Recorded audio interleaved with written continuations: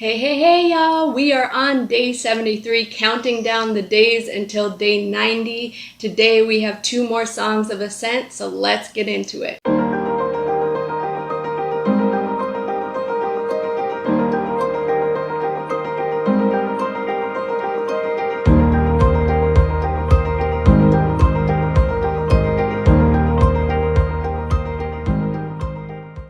We're going to start with Psalm 126, and I'm going to read from the NIV. When the Lord restored the fortunes of Zion, we were like those who dreamed. Our mouths were filled with laughter, our tongues with songs of joy. Then it was said among the nations, the Lord has done great things for them. The Lord has done great things for us, and we are filled with joy. Restore our fortunes, Lord, like streams in the Negev. Those who sow with tears will reap with songs of joy. Those who go out weeping, carrying seed to sow, will return with songs of joy, carrying sheaves with them. This is a popular psalm. Many of us know some of these verses by heart. Again, this is continuing in this section of Songs of Ascent. This is about God's restoration, and what this psalm does then is recalls on God's restoration in the past. Specifically here, it's talking about Zion, the Israelites after the exile, in order to find hope in the present situation that they are in. This is actually considered a lament, even though it's a little bit more optimistic, a little bit lighter than many of the other laments that we have read. So through this imagery and poem, we see that God is able to bring people from a place of destruction, from upheaval, from distress, from torment, to this complete place of joy with laughing and singing and praising. And so the people are looking to God to use that same ability to restore now. It asks for God to restore fortunes, which is likened to bringing streams to Negev, and that was a region that was very dry. But when much needed rain came, the streams would fill up and the region would actually be very lush. And it also calls that those who have continued working and toiling while suffering God, that they will see their situation turn, so that they will be able to bring in their fruits of labor with some semblance of happiness, with some semblance of joy. So my revelation comes at this point. You'll notice that in verses 5 through 6, that those who are sowing, those who are carrying seed to sow, continue working in the field through their bad time. They have continued both through the bad and the good.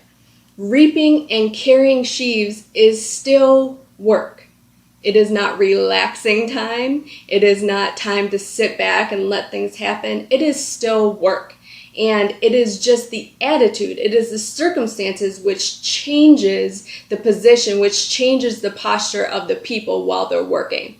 So we are called to maintain our position, to continue working in our assignments, and ask God and trust Him for the restoration we need while we work. Just because God turns things around does not mean that we are called to drop what we are supposed to carry, that we're just supposed to leave the field. We're actually called to reap what we have sown, to, again, put in the work and continue doing what God has called us to do, and allow Him to change our attitude, to shift our perspective, to come in and do something in the desperate situations that we are in. All right, let's move on to our next psalm, Psalm 127. I'm going to read from the NIV again. Unless the Lord builds the house, the builders labor in vain. Unless the Lord watches over the city, the guards stand watch in vain. In vain you rise early and stay up late, toiling for food to eat, for He grants sleep to those He loves. Children are a heritage from the Lord, offspring a reward from Him. Like arrows in the hands of a warrior are children born in one's youth. Blessed is the man whose quiver is full of them. They will not be put to shame when they contend with their opponents in court. So this psalm is about family. It's about the house. It's about children. It's about providing for the family. This psalm is actually only one of two that accredits Solomon as the creator. So the first two verses here are saying that nothing should be done without God. It talks about the home, which could represent the physical building, but it could also represent the family. And then verse 2 actually speaks to those who do too much. Yep, that's right.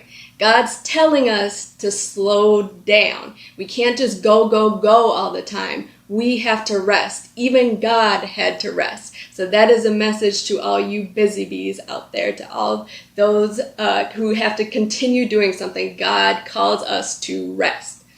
Then verses 3 through 5 are about children. They are a gift from God. Now keep in mind, when this was written, children were a sign of prosperity, because the more children you had, the more help you had tending to your land, livestock, whatever it may be. But nevertheless, today children are still a heritage from God. They are still a blessing, and they will not be put to shame. So my revelation for this psalm is just that God should be at the center of our lives.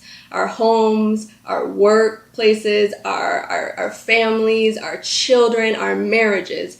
None of those things should come before God, although they require a lot of our time. God needs to be at the center, and God needs to be at the forefront at all times. So don't let all of your hard work be in vain. Hand every piece of your life over to God. Include Him in everything you do, from putting the kids to bed, to cooking meals, to going to work. Do it unto God, so that none of what you're doing is done in vain. All right, I'm going to meet you back here on tomorrow. Hey, if you aren't subscribed to my channel, go ahead and click that button now. Please like this video, share, and comment. I want to hear your thoughts. All right, see y'all later.